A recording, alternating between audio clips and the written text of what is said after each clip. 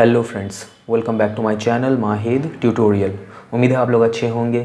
Friends, आज हम लोग चैप्टर 13 यानी क्वाड्रिलेटरल्स का इंट्रोडक्शन पढ़ेंगे और साथ ही साथ एक्सरसाइज 13.1 भी स्टार्ट करेंगे। तो आगे बढ़ने से पहले अगर आपने मेरे चैनल को सब्सक्राइब नहीं किया है तो प्लीज़ सब्सक्राइब कर लें, और हाँ, वीडियो अच्छा लगे तो प्लीज़ लाइक करें, शेयर करें और कमेंट करके ज़रूर बताइए कि कैसा लगा। तो चलिए शुरू करते हैं। देखिए फ्रेंड्स, सबसे पहले हम लोग जान लेते हैं कि क्वाड्रिलेटरल होता क्या है। क्वाड्रिलेटरल का मतलब क्या होता है। देखिए, चार साइड वाला कोई शेप, मतलब क्वाड्रिलेटरल का मतलब होता है अ पॉलीगॉन विच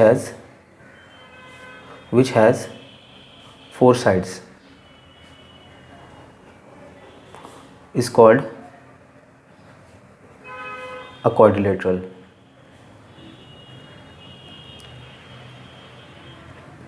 या फिर ऐसे ही बोल सकते हैं a figure which has four sides which is surrounded by four side. या फिर ऐसे ही बोल सकते हैं हम लोग a figure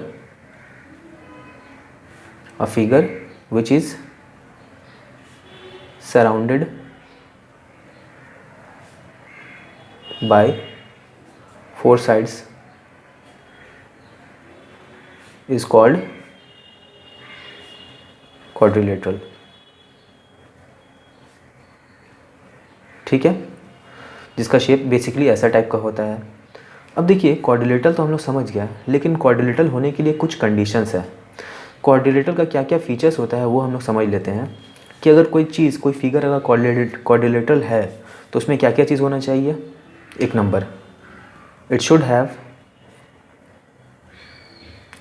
have four sides. कोई फिगर अगर क्वाड्रिलेटरल है तो उसमें चार साइड होना चाहिए। दूसरा चीज़ क्या है, it should have four vertices. इसमें चार वर्टिसेस होना चाहिए, यानी कि वर्टेक्स का जो प्लूरल होता है उसको हम लोग वर्टिसेस बोलते हैं। तो चार वर्टेक्स होना चाहिए उसमें, उस शेप में। तीसरा चीज़ क्या है, it should have four angles. ठीक है, उस फिगर में चार एंगल्स होना चाहिए। और चौथा चीज़ क्या है, it should have two diagonals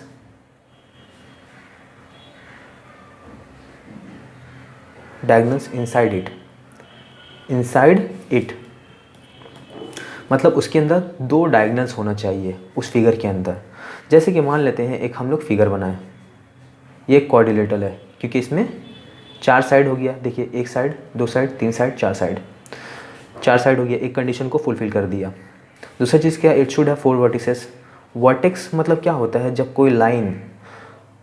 कोई दो लाइन आकर एक पॉइंट में मिलता है तो उस पॉइंट को हम लोग क्या बोलते हैं, वर्टेक्स बोलते हैं। तो यहाँ देखिए, ये पॉइंट हुआ, ये एक वर्टेक्स हुआ क्योंकि ये लाइन और ये लाइन यहाँ कर मिल रहा है। दूसरा वर्टेक्स ये हुआ, तीसरा वर्टेक्स ये हुआ और चौथा वर्टेक्स ये हुआ। तो इसमें चार वर्टेक्स हुआ, है ना। तो it should have four vertices, ये भी कंडीशन फुलफिल कर रहा है। It should have four angles. देखिए, एक एंगल, दो एंगल, तीन एंगल और चौथा एंगल, ये हुआ। तो इसमें चार एंगल्स भी है, तो ये भी कंडीशन को फुलफिल कर रहा है। It should have two diagonals inside it, और इसके अंदर दो डायगोनल होना चाहिए। तो देखिए, एक डायगोनल ये हुआ, ठीक है, और दूसरा डायगोनल ये हुआ। तो इसके अंदर दो डायगोनल भी है। तो क्या अगर हम लोग मान लेते हैं कि ऐसा कोई फिगर बनाते हैं, ठीक है, ये फिगर है, तो ये क्वाड्रिलेटरल कहलाएगा? नहीं, ये क्वाड्रिलेटरल नहीं कहलाएगा। क्योंकि देखिए, इसमें चार साइड तो है, एक साइड, दो साइड, तीन साइड, चार साइड। चार एंगल भी है, एक एंगल, दो एंगल, तीन एंगल, चार एंगल, ठीक है। चार वर्टेक्स है, एक, दो, तीन, चार वर्टेक्स है। लेकिन चौथा कंडीशन क्या हो रहा है, दो डायगोनल्स इसके अंदर होना चाहिए। तो इसके अंदर दो डायगोनल हम लोग खींचेंगे तो ये एक डायगोनल हुआ और दूसरा डायगोनल ये हुआ। तो एक डायगोनल तो अंदर में है, लेकिन दूसरा डायगोनल जो हो रहा है इस फिगर के बाहर हो जा रहा है। तो ये कंडीशन को फुलफिल नहीं कर रहा है, इसी वजह से ये एक क्वाड्रिलेटरल नहीं है। ठीक है, तो ये क्वाड्रिलेटरल नहीं हुआ। अब देख लेते हैं, हम लोग एक चीज़ जानते हैं कि angle sum property of quadrilateral वो क्या होता है, उस चीज़ को हम लोग जान लेते हैं। बोला जाता है कि किसी भी क्वाड्रिलेटरल का चारों एंगल का सम वो क्या होता है, 360 डिग्री के बराबर होता है। लिख लेंगे angle sum property of a quadrilateral. ठीक है, तो किसी भी क्वाड्रिलेटरल का चारों एंगल का सम जो होता है 360 डिग्री होता है। तो इसको प्रूफ कर लेंगे हम लोग। सबसे पहले क्या करेंगे, एक क्वाड्रिलेटरल बना दिया, ठीक है ना। तो ये ए बी सी डी हो गया। अब इसमें क्या करेंगे, एक डायगोनल खींच लेते हैं। डायगोनल खींच लिया और ये एंगल को 1, एंगल नंबर ये 2 हो गया, ये एंगल को 3 मान लेते हैं, ये एंगल को 4 मान लेते हैं।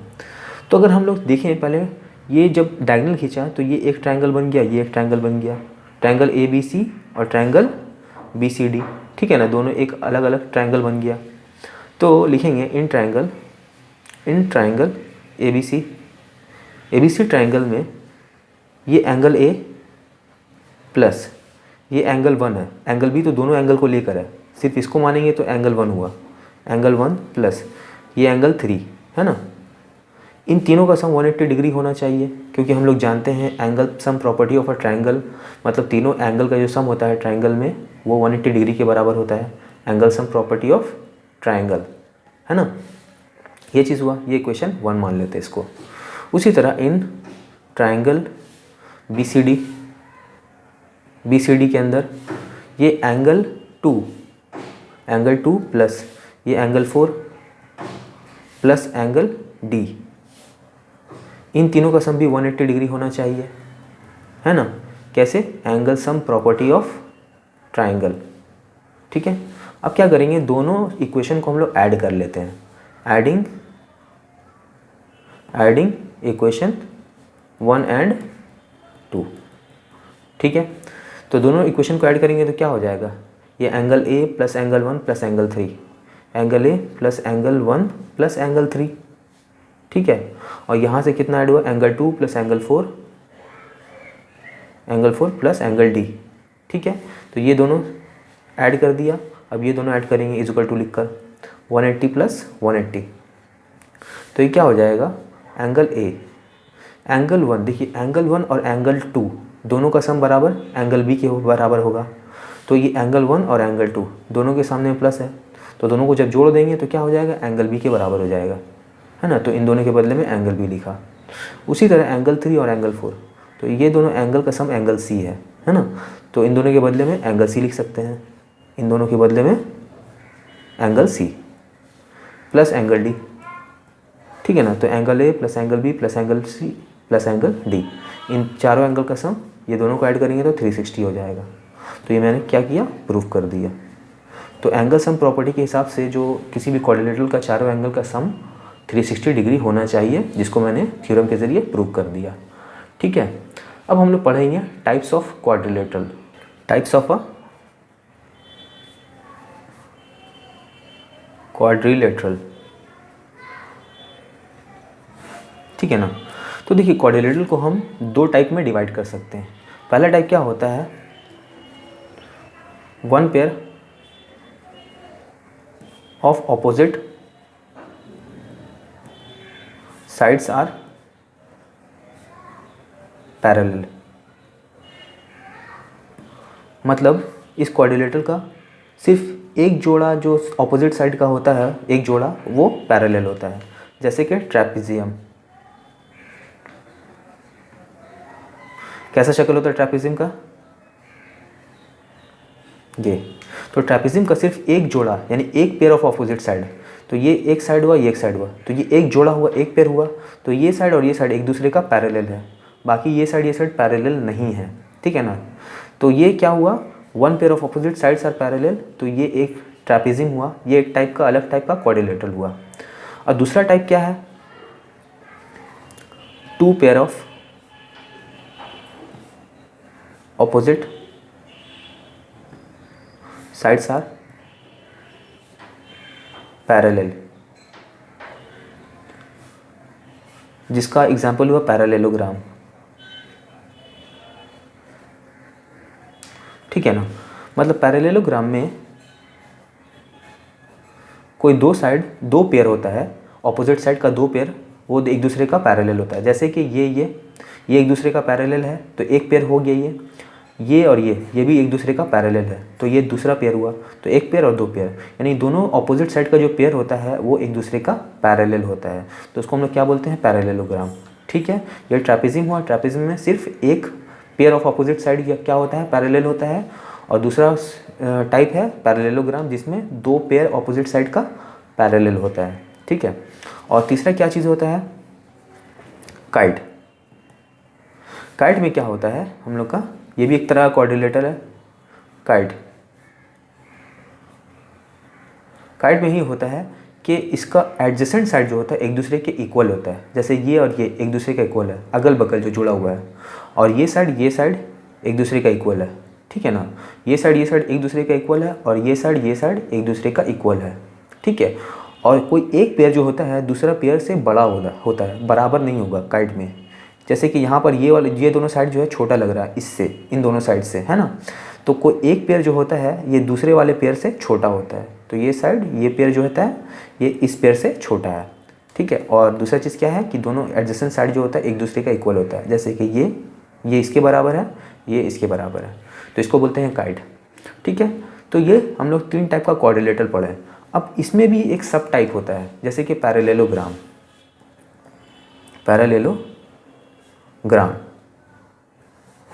पैरेललोग्राम भी 3 टाइप का होता है। पहला टाइप क्या है, स्क्वायर। ठीक है, दूसरा टाइप क्या है, रेक्टेंगल, और तीसरा टाइप क्या है, रोम्बस। ठीक है, पैरेललोग्राम भी 3 टाइप का होता है, स्क्वायर, रेक्टेंगल, रोम्बस। अब हम लोग स्क्वायर का प्रॉपर्टीज पढ़ लेते हैं, क्या है स्क्वायर का क्या होता है, it has 4 equal sides.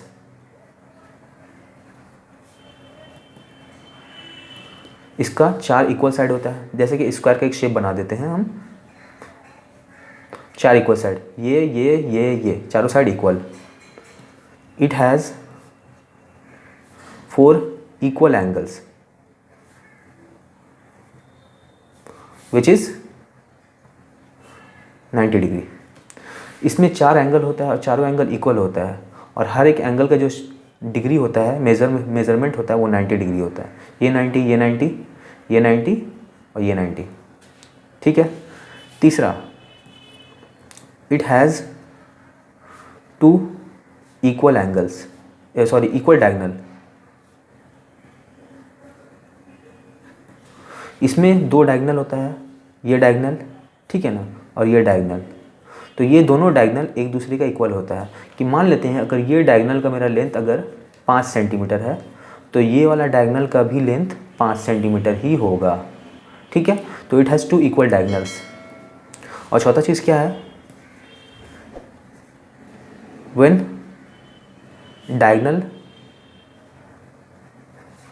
diagonals bisect each other, it makes 90 degree at their bisecting point। मतलब जब ये डायगोनल और ये डायगोनल एक दूसरे को काट रहा है, तो ये कटिंग जो पॉइंट है यहाँ पर 90 डिग्री का एंगल बनता है। मतलब ये एंगल 90, ये एंगल 90, ये एंगल 90 और ये एंगल 90, चारों एंगल 90 डिग्री के बराबर होगा। तो ये स्क्वायर का प्रॉपर्टीज़ है, ठीक है ना, जो कि पैरेललोग्राम में आता है। क्यों? क्योंकि पैरेललोग्राम का कंडीशन क्या था मेरा, कि पैरेललोग्राम में ऑपोजिट साइड जो होता है एक दूसरे का पैरेलल होता है। तो देखिए ये इसका पैरेलल तो है, और ये साइड इसके पैरेलल है, इक्वल भी है, ये इसके इक्वल है, ये इसके इक्वल है। तो स्क्वायर का मैंने प्रॉपर्टीज़ देख लिया, जो कि पैरेललोग्राम का एक पार्ट है। दूसरा क्या है, रेक्टेंगल। रेक्टेंगल क्या है, ऐसा शेप का रहता है, ठीक है ना, ABCD। पहला पॉइंट क्या है रेक्टेंगल का, इट हैज़ 4 अनइक्वल साइड, या फिर इसको ऐसे लिखेंगे, its opposite sides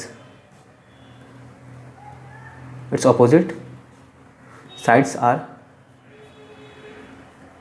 equal to each other। Equal to each other, पहला पॉइंट।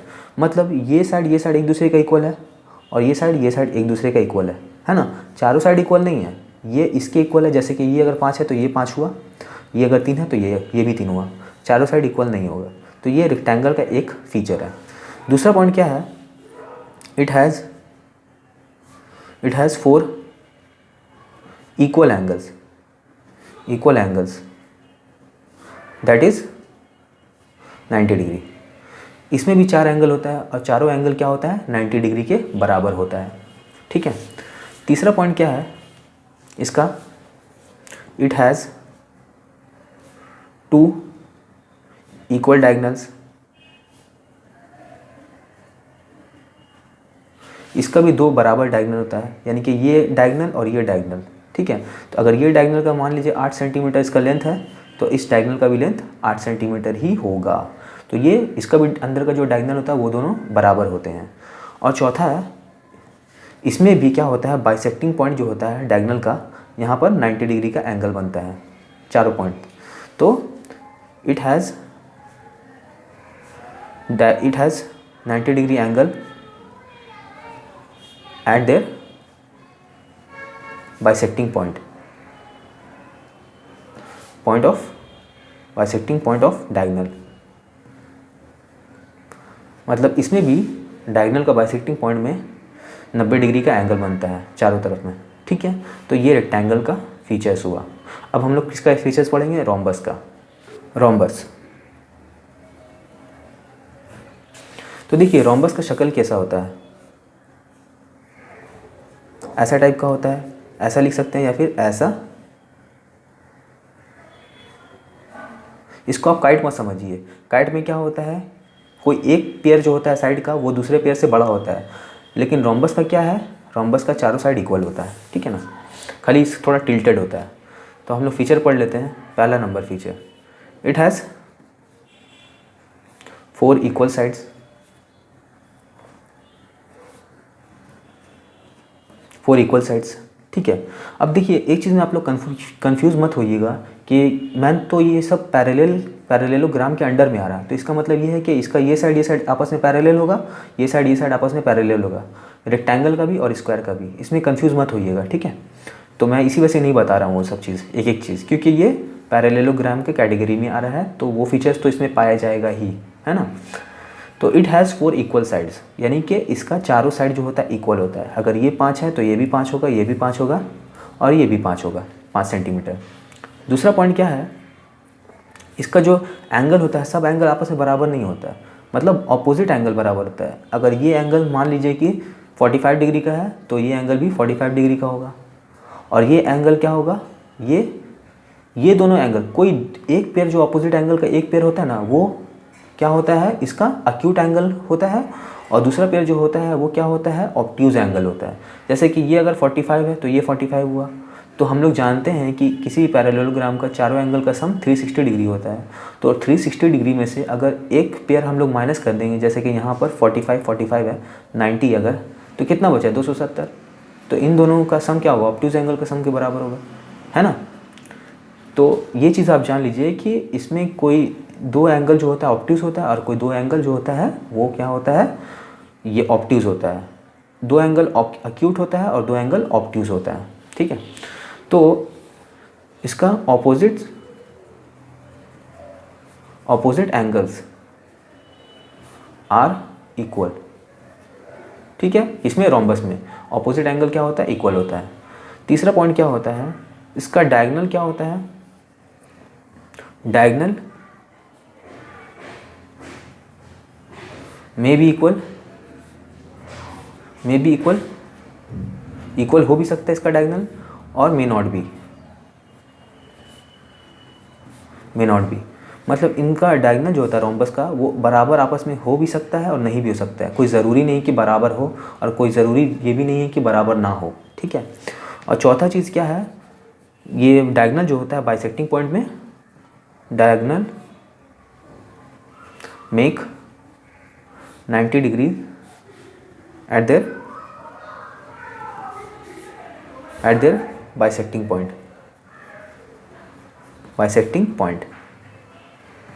अपने बाइसेक्टिंग पॉइंट में डायगोनल क्या होता है, 90 डिग्री एंगल बनाता है। ठीक है, ये चीज़, ये जो फीचर हुआ ये रोम्बस का फीचर हुआ। क्या क्या है, इसका चारों साइड इक्वल होता है। ठीक है, पहला चीज़। दूसरा चीज़ क्या होता है, इसका ऑपोजिट एंगल आपस में बराबर होता है। चारों एंगल बराबर नहीं होता, ऑपोजिट एंगल, ये और ये आपस में बराबर, ये और ये आपस में बराबर। तीसरा क्या है कि इसका डायगोनल का लेंथ जो होता है बराबर हो भी सकता है, नहीं भी हो सकता है। और चौथा चीज़ क्या है कि इसका जो बाइसेक्टिंग पॉइंट है डायगोनल का, वहाँ पर 90 डिग्री एंगल बनता है। ठीक है, अब कुछ नोट है। नोट, ये चीज़ याद रखने का है कि हम लोग स्क्वायर को रोम्बस बोल सकते हैं। A square is a rhombus. Square को रोम्बस भी बोल सकते हैं, and a rectangle, and a rectangle. Square को हम लोग क्या बोल सकते हैं, रोम्बस भी बोल सकते हैं, रेक्टेंगल भी बोलते हैं। क्यों बोल सकते हैं, देखिए ये मेरा स्क्वायर हो गया और ये मेरा क्या हुआ, रेक्टेंगल। स्क्वायर का क्या फीचर है, रेक्टेंगल का फीचर क्या है, ऑपोजिट साइड आपस में बराबर होता है। ये इसके बराबर, ये इसके बराबर। तो स्क्वायर में भी तो ये है ना, ये भी इसके बराबर, ये भी इसके बराबर है। क्योंकि स्क्वायर का चारों साइड अगर इसको बराबर होता है तो ये 5 है तो ये भी 5 है, ये भी 5 होगा तो ये भी 5 होगा। तो जिस तरह रेक्टेंगल में ये ऑपोजिट साइड बराबर है, तो स्क्वायर में भी तो ऑपोजिट साइड बराबर है। ये इसके बराबर, ये इसके बराबर। दूसरा चीज़ क्या है कि रेक्टेंगल में चारों एंगल 90 डिग्री का होता है, तो इसमें भी चारों एंगल 90 डिग्री का होता है ना। तीसरा चीज़ क्या है कि रेक्टेंगल का जो डायगोनल होता है बराबर होता है, तो स्क्वायर का भी डायगोनल जो होता है बराबर होता है। ठीक है ना, तो ये चीज़ हम लोग को समझ में आ गया। तो इस हिसाब से हम लोग देखें तो हम लोग एक स्क्वायर को रेक्टेंगल बोल सकते हैं, लेकिन रेक्टेंगल को हम लोग स्क्वायर नहीं बोल सकते। क्यों, क्योंकि रेक्टेंगल को स्क्वायर बनने के लिए क्या करना पड़ेगा, रेक्टेंगल को अपना चारों लेंथ इक्वल करना पड़ेगा। ठीक है ना, चारों लेंथ क्या करना पड़ेगा, इक्वल करना पड़ेगा, तभी ये रेक्टेंगल स्क्वायर बन पाएगा। ठीक है, उसी तरह क्या बोले थे, स्क्वायर और रोम्बस। एक स्क्वायर को हम लोग रोम्बस भी बोल सकते हैं। तो स्क्वायर का और रोम्बस का सिमिलरिटी देख लीजिए क्या है, ये स्क्वायर हुआ और ये रोम्बस हुआ। तो स्क्वायर का चारों साइड बराबर होता है ना, स्क्वायर का चारों साइड बराबर होता है, ये 5, ये 5, ये 5, ये 5। तो रोम्बस का भी चारों साइड बराबर होता है, ये चीज़। तो रोम्बस में जो फीचर है वो स्क्वायर में भी है। उसके बाद रोम्बस का ऑपोजिट एंगल क्या होता है, बराबर होता है। ये एंगल इसके बराबर, ये एंगल इसके बराबर। तो स्क्वायर का भी तो ऑपोजिट एंगल बराबर ही होता है ना। ये एंगल, ये अगर ये 90 है तो ये भी तो 90 है, और ये 90 है तो ये भी तो 90 है। तो ये दोनों आपस में बराबर हुआ और ये दोनों आपस में बराबर हुआ। तो इस लिहाज से भी हम लोग स्क्वायर को रोम्बस बोल सकते हैं। ठीक है, तीसरा चीज़ क्या है कि रोम्बस जो होता है उसका डायगोनल इक्वल भी हो सकता है, इक्वल नहीं भी हो सकता है। तो अगर इसका डायगोनल इक्वल हो गया तो स्क्वायर का भी तो डायगोनल इक्वल होता है ना।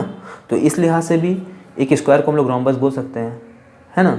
और चौथा चीज़ क्या है कि रोम्बस में भी बाइसेक्टिंग पॉइंट में, डायगोनल का बाइसेक्टिंग पॉइंट में 90 डिग्री एंगल बनता है, और स्क्वायर का भी बाइसेक्टिंग पॉइंट में 90 डिग्री एंगल बनता है।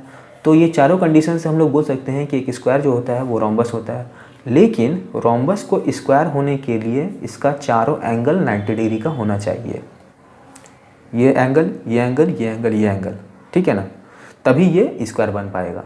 ठीक है, तो इस तरह हम लोग कह सकते हैं कि एक स्क्वायर जो होता है वो रेक्टेंगल भी होता है, और एक स्क्वायर जो होता है वो रोम्बस भी हो सकता है। ठीक है, अब देखिए एक थ्योरम हम लोग पढ़ेंगे।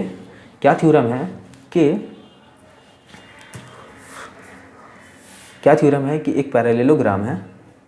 ठीक है, एक पैरेललोग्राम में अगर हम लोग डायगोनल खींच देते हैं, ये पैरेललोग्राम ABCD, इसमें अगर हम लोग एक डायगोनल खींच देते हैं तो क्या होता है, ये डायगोनल खींचने की वजह से ये पैरेललोग्राम दो कॉन्ग्रुएंट ट्रायंगल्स में डिवाइड हो जाता है, दो कॉन्ग्रुएंट ट्रायंगल्स में डिवाइड हो जाता है। ठीक है, तो क्या लिखेंगे, थ्योरम यही है कि क्या ये बात सही है, इसको हमको प्रूव करना है। ये तो थ्योरम है, मतलब अटल सत्य है, लेकिन प्रूव करना है हमको कि क्या एक पैरेललोग्राम में अगर हम लोग डायगोनल खींच देते हैं तो क्या दो कॉन्ग्रुएंट ट्रायंगल्स को में कन्वर्ट हो जाता है। हाँ बिल्कुल होता है। तो सबसे पहले देखेंगे, देखिए ये क्या है मेरा, अगर पैरेललोग्राम है तो पैरेललोग्राम का कंडीशन क्या है, ये साइड आपस में पैरेलल होगा, और ये साइड आपस में पैरेलल होगा, है ना, यही तो कंडीशन है। तो हम लोग लिख सकते हैं कि यहाँ पर थ्योरम क्या है, कंडीशन हम लोग लिख सकते हैं कि A B parallel to C D, A B parallel to C D, है ना, क्योंकि ये पैरेललोग्राम है इसीलिए। एंड ये भी और ये भी तो पैरेलल है एक दूसरे का, तो A C parallel to B D, A C parallel to B D, ये चीज़ हमको समझ में आ गया। ठीक है, तो हमको प्रूफ क्या करना है, to prove triangle A B C, triangle A B C congruent to triangle D C B, D C B, ये ट्राइंगल इस ट्राइंगल का कॉन्ग्रुएंट है, यही हमको प्रूफ करना है। तो हमको पहले क्या करेंगे, कंस्ट्रक्शन ड्रॉ कर लेते हैं। कंस्ट्रक्शन क्या करेंगे, draw a diagonal, draw a diagonal from point, from the point C which meets at point B, एक डायगोनल खींचा पॉइंट सी से जो जाकर मिल रहा है पॉइंट बी पर। ठीक है, तो क्या हुआ, प्रूफ। ठीक है, सिंस ये ए बी और सी डी पैरेलल है, A B C D parallel है, तो ये क्या हो जाएगा, बी सी ट्रांसवर्सल हो जाएगा। Then B C is a, तो since A B parallel to C D, यानी कि ए बी जो है ये सी डी के पैरेलल है, then B C is a क्या हो जाएगा, बी सी क्या हो जाएगा, B C is a transversal. ठीक है, बी सी क्या हो जाएगा, ट्रांसवर्सल हो जाएगा। तो देखिए अगर ये पैरेलल है तो ये ट्रांसवर्सल का काम कर रहा है, तो उस हिसाब से ये एंगल इस एंगल के बराबर होना चाहिए, है ना। हम लोग लिख सकते हैं angle A B C, angle A B C, ये एंगल किसके हो जाएगा, किस एंगल के बराबर हो जाएगा, D C B is equal to angle D C B के ऑल्टरनेट इंटीरियर एंगल्स। ठीक है ना, ये एंगल इसके बराबर हो गया। अब उसी तरह ये एंगल जो होगा इस एंगल के बराबर हो जाएगा, क्योंकि ये ट्रांसवर्सल है और ये लाइन पैरेलल है। तो angle A C B, angle A C B ये बराबर क्या हो जाएगा, ये बराबर हो जाएगा एंगल डी बी सी के, एंगल डी बी सी, ये भी ऑल्टरनेट इंटीरियर एंगल्स के बराबर हो जाएगा। ठीक है, और ये क्या है, ये एक कॉमन साइड है, बी सी इस ट्राइंगल में भी है और इस ट्राइंगल में भी है ना। तो B C is equal to B C, ये क्या है, कॉमन साइड है। ठीक है ना, तो हम लोग लिख सकते हैं यहाँ पर कि उस हिसाब से देखिए, तो एंगल साइड एंगल और इस ट्राइंगल में एंगल, ये एंगल साइड एंगल और इस ट्राइंगल में भी एंगल साइड एंगल, है ना, ये एंगल। तो इस कॉन्ग्रुएंसी का इस रूल से हम लोग बोल सकते हैं कि ये ट्राइंगल और ये ट्राइंगल दोनों क्या हुआ, कॉन्ग्रुएंट हुआ। तो हम लोग लिख सकते हैं कि ये जो ट्राइंगल ए बी सी बराबर कॉन्ग्रुएंट है ट्राइंगल डी सी बी के। तो देखिए हम जो यहाँ लिखे हैं एंगल ए बी सी, ये डी सी बी के बराबर है, तो D C B A B C यानी ये एंगल इस एंगल के बराबर है, ये जो लिखा हुआ उस हिसाब से हम लोग देख रहे हैं। उसी तरह angle B C A, angle C B D के बराबर है, एंगल बी सी ए ये angle D B C, sorry C B D यानी ये एंगल और ये एंगल क्या हुआ, बराबर हो गया। उसी तरह हम लोग साइड देखेंगे, क्या ये साइड ए बी जो है वो डी सी के बराबर है, तो ए बी डी सी के बराबर है। बी सी के बराबर है, तो बी सी कॉमन है। ए सी डी बी के बराबर है, तो देखिए ए सी डी बी के बराबर है। तो ये एंगल साइड एंगल से प्रूव हो गया कि ये दोनों कॉन्ग्रुएंट है। तो ये एक थ्योरम तो मैंने प्रूव कर दिया कि किसी भी पैरेललोग्राम को अगर हम लोग बीच से डायगोनल खींचते हैं तो वो दो कॉन्ग्रुएंट ट्रायंगल्स में डिवाइड हो जाता है। तो ये एक थ्योरम प्रूव हो गया। अब इसी के ज़रिए हम लोग दो और थ्योरम प्रूव करेंगे। बोला है कि किसी भी पैरेललोग्राम का ऑपोजिट साइड जो होता है वो इक्वल होता है। ऑपोजिट साइड क्या होता है, इक्वल होता है किसी भी पैरेललोग्राम का। तो जब हम लोग ये ट्रायंगल और ये ट्रायंगल प्रूव कर दिया है कॉन्ग्रुएंट, तो उस हिसाब से तो यहाँ से हम लोग लिख सकते हैं ना कि ए बी, देखिए यहाँ पर ए बी है, यहाँ पर डी सी है, तो इसका मतलब क्या है कि ये ए बी डी सी के बराबर है। तो ये ए बी डी सी के बराबर है या नहीं है, यहाँ से कॉन्ग्रुएंसी से प्रूव हो गया। तो हम लोग लिख सकते हैं कि A B equal to D C. देखिए ए बी यहाँ डी सी है, तो ये क्या हुआ, C P C T. C P C T मतलब corresponding parts of congruent triangles का रूल से हम लोग बोल सकते हैं कि ये ए बी जो है ये डी सी के बराबर है। तो ये हम लोग दूसरा थ्योरम भी प्रूव कर दिया है ना, कि किसी भी पैरेललोग्राम का ऑपोजिट साइड जो होता है इक्वल होता है। तो देखिए इसको भी हम लोग प्रूव कर देंगे, ये साइड इक्वल है। कैसे, देखिए ए सी यहाँ पर है, यहाँ डी बी है, तो दोनों इक्वल होना चाहिए। तो ए सी देखिए ये ए सी डी बी है ना, जहाँ ए सी है उसी जगह पे यहाँ पर डी बी है, तो ए सी और डी बी इक्वल हुआ ना। तो ए सी डी बी ये भी इक्वल हुआ, corresponding parts of congruent triangles है ना। तो किसी भी पैरेललोग्राम का ऑपोजिट साइड इक्वल हो गया। और ये तीसरा थ्योरम क्या है कि किसी भी पैरेललोग्राम का ऑपोजिट एंगल भी इक्वल होगा। तो यानी कि ये देखिए ये एंगल और ये एंगल हमको प्रूव करना इक्वल है। तो देखिए इसका, इस ट्रायंगल का, ट्रायंगल ए बी सी का ये जो एंगल है, एंगल सी, ये किसके बराबर, इस एंगल के, ठीक है। तो इसका कॉरेस्पॉन्डिंग एंगल ये हुआ।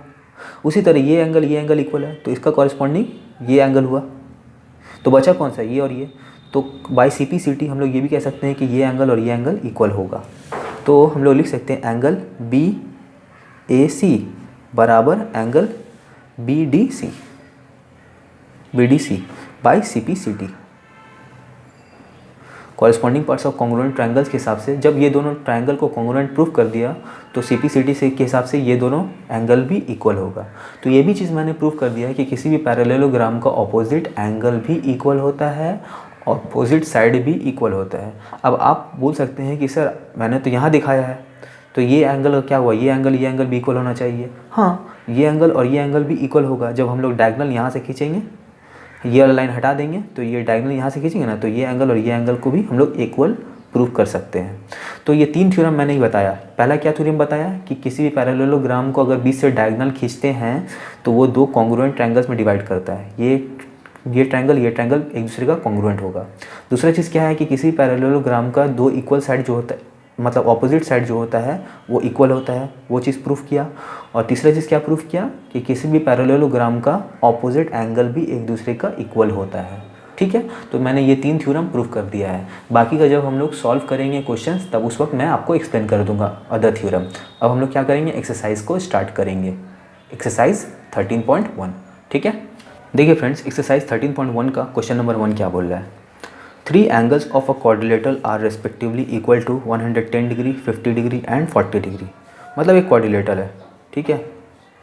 इसका तीनों एंगल, यानी कि ये एंगल 110, दूसरा एंगल 50 और तीसरा एंगल 40 दे दिया है। तो बताओ फाइंड इट्स फोर्थ एंगल्स, यानी इसका चौथा एंगल क्या होगा ये बताना है। तो हम एंगल सम प्रॉपर्टी के हिसाब से निकाल लेंगे ए बी सी डी। तो हम लोग लिख सकते हैं कि एंगल ए इन क्वाड्रिलेटरल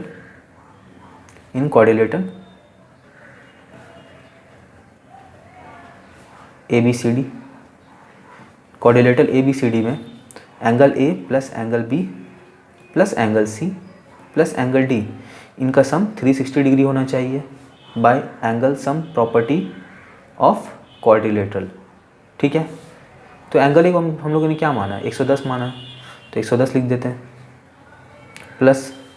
अब आप ये चीज़ मत देख लीजिएगा, मैंने रेक्टेंगल का शेप में बनाया है, तो यानी कि ये दोनों एंगल का सम 180 डिग्री होना चाहिए, लेकिन यहाँ तो 160 डिग्री हो रहा है। ऐसा नहीं है, ये मैंने इससे सिर्फ समझने के लिए बनाया है, ये रेक्टेंगल है नहीं। ठीक है, ऐसे समझने के लिए मैंने ये ड्रॉ कर दिया है।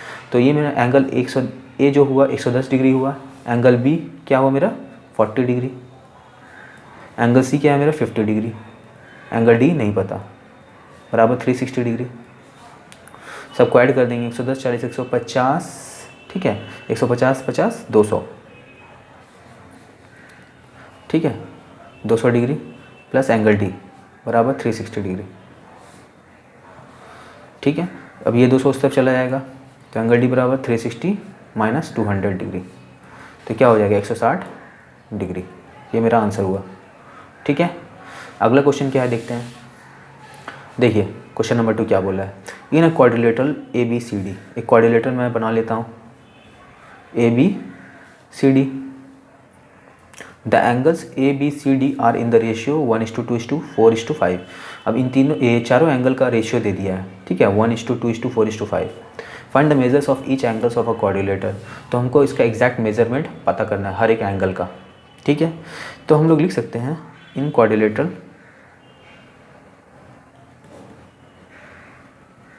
ए बी सी डी, ठीक है। हम लोग को क्या दिया हुआ है, हम लोग लिख सकते हैं कि angle A plus angle B plus angle C plus angle D, इनका सम 360 डिग्री है। Angle sum property of quadrilateral, ठीक है ना। और दूसरा चीज़ क्या मालूम है हम लोग को, angle A is to angle B is to angle C is to angle D. ये चारों एंगल का रेशियो क्या दिया हुआ, 1:2:4:5, ठीक है। तो हम लोग लेट कर लेते हैं, लेट एंगल ए क्या हो जाएगा, इसको 1 है ना, तो इसके साथ x को मल्टीप्लाई करेंगे तो x हो जाएगा। एंगल बी क्या हो जाएगा, ये 2 है तो x से मल्टीप्लाई करेंगे 2x। एंगल सी 4x हो जाएगा और एंगल डी मेरा 5x हो जाएगा, ठीक है। तो ये अब क्या हुआ, x जब जोड़ दिया तो अब इसको हम लोग जोड़ सकते हैं कि ये चारों एंगल का सम 360 डिग्री के बराबर होना चाहिए। तो हम लोग लिख सकते हैं बाय प्रॉब्लम ये x plus 2x plus 4x plus 5x, इनका सम 360 डिग्री है। सबको जोड़ देंगे, 5 4 9 9 2 11 1 12, 12x बराबर 360 डिग्री। तो 12 कम 12, 12 3 36 0। तो x का वैल्यू क्या आया मेरा, 30 डिग्री। तो ये x का वैल्यू आया। तो एंगल ए क्या हो जाएगा, एंगल ए क्या था मेरा x, जो कि 30 डिग्री के बराबर है एक। एंगल बी क्या था मेरा 2x, तो 2x है ना, यानी कि 2 को मल्टीप्लाई करेंगे 30 से, यानी कि 60 डिग्री हो जाएगा। एंगल सी क्या था मेरा, एंगल सी था मेरा 4x, तो 4 × 30 120 डिग्री। और एंगल डी क्या था मेरा 5x, तो 5 को 30 से मल्टीप्लाई करेंगे 150 डिग्री। तो ये सब आंसर हुआ मेरा, ठीक है। बढ़ते हैं अगले क्वेश्चन की तरफ। देखिए फ्रेंड्स, क्वेश्चन नंबर 3 क्या बोला है, the angles of a quadrilateral are in the ratio 3:5:9:13। मतलब एक क्वाड्रिलेटरल है, इसका चारों एंगल का रेशियो हमको दे दिया है कितना, 3:5:9:13, ये दे दिया हमको, ठीक है। Find all the angles of the quadrilateral. तो इस क्वाड्रिलेटरल का चारों एंगल का मेजरमेंट मालूम करना है, ठीक है। तो हम लोग लिख सकते हैं in quadrilateral A B C D, angle A plus angle B plus angle C plus angle D, इन चारों का सम 360 डिग्री होना चाहिए। Angle sum property of quadrilateral, ठीक है। लेकिन हमको रेशियो दिया हुआ है, angle A is to angle B is to angle C is to angle D, क्या दिया हुआ है 3:5:9:13। तो let angle A is equal to 3x, angle B is equal 5 है ना, तो 5x लिख देंगे इसको। एंगल सी ये 9 है तो 9x लिख देंगे, और एंगल डी ये 13 है तो 13x लिख देंगे। तो by problem angle A plus angle B plus angle C plus angle D, इनका सम कितना होना चाहिए 360 डिग्री। तो एंगल ए क्या है मेरा 3x, एंगल बी क्या है 5x, एंगल सी क्या है मेरा 9x, और एंगल डी क्या है 13x is equal to 360 degree. तो सबको ऐड कर देंगे, 13 9 कितना होता है, 13 7 20 2 22, 22 5 27 3 30 है ना, 5 3 8 8 9 17 17, हाँ ठीक है 30, 360। तो ये 0 0 कटा, 3 एकम 3 3 एकम 3 3 दूना 6, तो x का वैल्यू क्या आया 12 डिग्री। तो एंगल ए क्या हो जाएगा, एंगल ए 13x था is equal to 13 into x का वैल्यू 12 आया, तो 12 को इससे मल्टीप्लाई करेंगे, 12 3 36 का 6 हाथ मेरा 3, 12 का 12 3 15, 156 डिग्री। एंगल बी क्या हो जाएगा मेरा 5x था, तो 5 इंटू 12, 12 पंचे 60। एंगल सी क्या हो जाएगा 9x था, तो 9 इंटू 12, 12 9 108, और एंगल डी क्या था मेरा 13x, ठीक है ना। एंगल ए 3x था, एंगल ए 3x था, 36 हो जाएगा, 36, और एंगल डी 13x था, तो 13 इंटू 12, 12 दिया 36 का चाहत मेरा 3, 12 के बाद में 15, तो ये 36 है। तो ये मेरा क्या हुआ, आंसर हो गया। ठीक है, बढ़ते हैं अगले क्वेश्चन की तरफ। देखिए फ्रेंड्स, क्वेश्चन नंबर 4 क्या बोला है, इन अ क्वाड्रिलेटरल ABCD, एक क्वाड्रिलेटरल है ABCD, ठीक है। CO and DO are the bisectors of angle C and angle D। Angle C का एक बाइसेक्टर है ना, ये क्या बाइसेक्टर है, और एंगल D का एक बाइसेक्टर है। यहाँ पॉइंट पे O पॉइंट पे बाइसेक्ट कर रहा है, ठीक है। तो ये एंगल C का बाइसेक्टर ये है CO, और एंगल D का बाइसेक्टर है OD, ठीक है, respectively. Prove that angle COD, यानी कि COD ये एंगल जो है बराबर है half of angle A plus angle B। Angle A और एंगल B का जो सम है उसका आधा के बराबर है क्या, एंगल COD। ये हमको प्रूव करना है, ठीक है। तो हम लोग सबसे पहले क्या लिखेंगे, देखिए हम लोग लिख सकते हैं कि ये जो है बाइसेक्टर है इन ट्रायंगल COD, इस ट्रायंगल COD में क्या है, ये angle OCD plus angle ODC plus angle COD, इन तीनों एंगल का सम 180 डिग्री होना चाहिए, angle sum property of triangle, ठीक है ना। तो एंगल OCD ये क्या है, ये एंगल C का आधा है ना, क्योंकि एंगल C यहाँ से लेकर पूरा यहाँ तक था। जब ये आधा लेंगे तो एंगल C का हाफ हो जाएगा, ये बराबर एंगल C का आधा है ना, प्लस ये एंगल ODC ये एंगल D का आधा है, ये वाला एंगल D का आधा है, प्लस ये एंगल COD बराबर 180 डिग्री। तो इन जब तीनों का एलसीएम लेंगे तो क्या हो जाएगा, 2 angle C plus angle D plus ये क्या हो जाएगा, 2 एंगल COD। अब 2 कैसे होगा, क्योंकि इसके नीचे 1 छुपा हुआ है, 1 को 2 से डिवाइड करेंगे 2 आएगा, 2 को ये एंगल COD से मल्टीप्लाई करेंगे तो 2 angle COD is equal to 180 degree. अब क्या होगा, क्रॉस मल्टीप्लिकेशन, इस 1 को इस पूरे वाला नंबर से मल्टीप्लाई करेंगे तो ये सेम टू सेम उतर जाएगा, angle C plus angle D plus 2 angle COD, और ये 2 को 180 से मल्टीप्लाई करेंगे 360 डिग्री। तो ये क्या हो जाएगा, angle C plus angle D, ये 2 एंगल COD उस तरफ चला जाएगा, तो 360 डिग्री माइनस 2 एंगल COD, ये इक्वेशन 1 हुआ, ठीक है। ये चीज़ समझ में आया आपको। अब क्या करेंगे, देखिए हम लोग जानते हैं इन क्वाड्रिलेटरल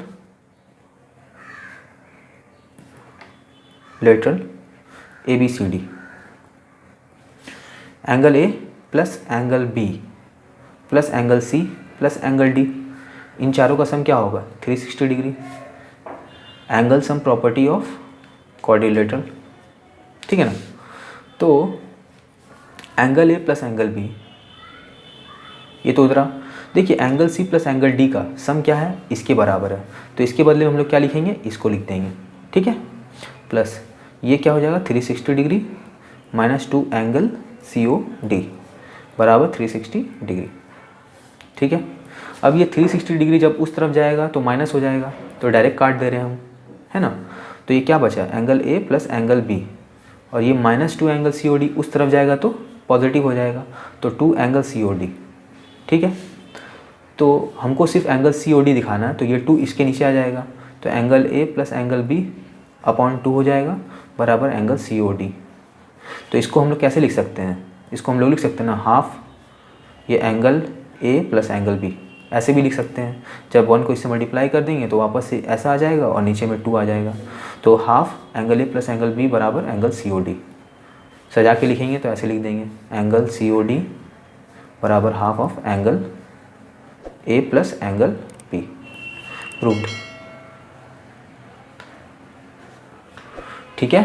तो फ्रेंड्स आज यहीं तक रहने देते हैं। वीडियो अगर अच्छा लगे तो प्लीज़ लाइक करें, शेयर करें, मेरे चैनल को सब्सक्राइब करें। मिलते हैं नेक्स्ट वीडियो में, तब तक के लिए बाय बाय।